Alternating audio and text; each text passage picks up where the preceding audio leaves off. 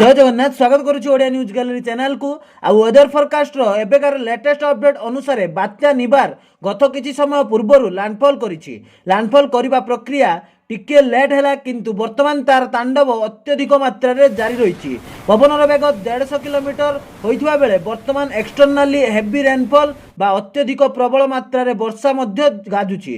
ता छडा आम ओडिसा रे मध्य आज सबुठारु एहार प्रभाव अधिक देखिबा पाई मिलिबो। दक्षिण ओडिसा रे किछि जिल्ला मानंगरे heavy to very heavy rainfall बा प्रबल रु अति प्रबल मात्रा रे वर्षा हेबा सहित सबुठु बड़ खबर आपण माने जानिक रखंतु कि आसंता 29 तारिख रे केंद्रीय बंगोपसागर रे पुणी एक लघुचाप क्षेत्र सृष्टि होगा जाऊ। तो केते भयंकर लघुचाप नब आ ओडिशा उपरे यार केते प्रभाव पड़िबो, केते प्रबल वर्षा हेबो एसबु को जानिबा पई निश्चित भिडियोटी को शेष पर्यंत देखिबा सहित एबे ही समस्ते भिडियोटी को गोटे गोटे लाइक कर दियंतु।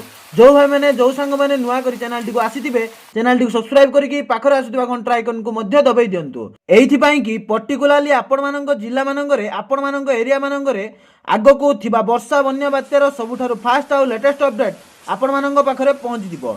तो रेडी न करी आरंभ करबा कोन दक्षिण बंगोपसागर रे सृष्टि होइथिबा साइक्लोन निबार बा बात्यार निबार फाइनाली आज भोरु लैंडफॉल करिछि। आ जेतेबेले लैंडफॉल कला पवनर बेग पाखापाखि 145 रु कोस्टिंग वाइंड पाखापाखि 155 किलोमीटर पर्यंत मध्य जाइथिला। आपण समस्त जेमिति जानंती जेकोनोसी बात्या जेतेबेले लैंडफॉल करे सेही दिन तार सबुठारु अधिक प्रभाव रहे। ता माने आज तार अधिक प्रभाव देखिबा पाई मिलिछि। बड़ तांडव रचुछि। वर्तमान पुदुचेरी बा तमिलनाडु रे वर्तमान एक्सटर्नाली हेवी रेनफॉल बा प्रबल मात्रा रे वर्षा गाजुछि। ता छडा सेम आज सबुठारु अधिक प्रभाव आंध्र प्रदेश रे पड़िबो। आ आम ओडिसा रो किछि जिल्ला मानंगरे एहार प्रभाव पड़िबो।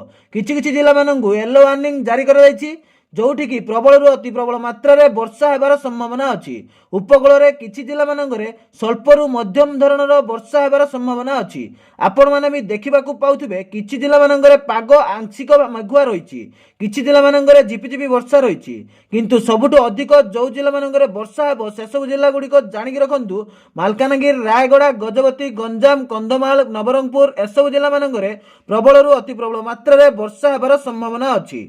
उपकूल ओडिशा जेमिति कि आपणकर मयूरभंज, बालेश्वर, भद्रक, जाजपुर, केन्द्रापड़ा, जगतसिंहपुर, खोर्धा, पुरी एसबु जिल्ला मानंगरे मध्य पाग मेघुआ रहिबा सहित किछि किछि स्थान रे स्वल्प रु मध्यम धरणर वर्षा हेबार मध्य आशंका अछि। ता छडा सबुठु बड़ अपडेट वेदर फोरकास्ट डिपार्टमेंट तरफ आसुछि कि आसंदा 29 तारिख रे केंद्रीय बंगोपसागर रे दक्षिण भाग रे आउ एक लो प्रेशर रे एरिया बा लघुचाप क्षेत्र सृष्टि होगा पई संभावना अछि।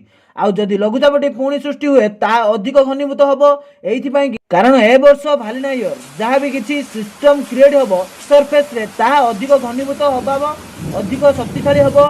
आउ 29 तारिख जेतेबेले लघुचाप सृष्टि हुए आम ओडिसा रे आउ को जिल्ला मानंगरे केते प्रबल वर्षा ढालिबो जहाँ भी किछि अपडेट आसीबो सांगे सांगे मु अपलोड कर देबी आपण मानक पाखरे पहुंच जिवो। से वीडियो देखिबा पई भूलिबेनी।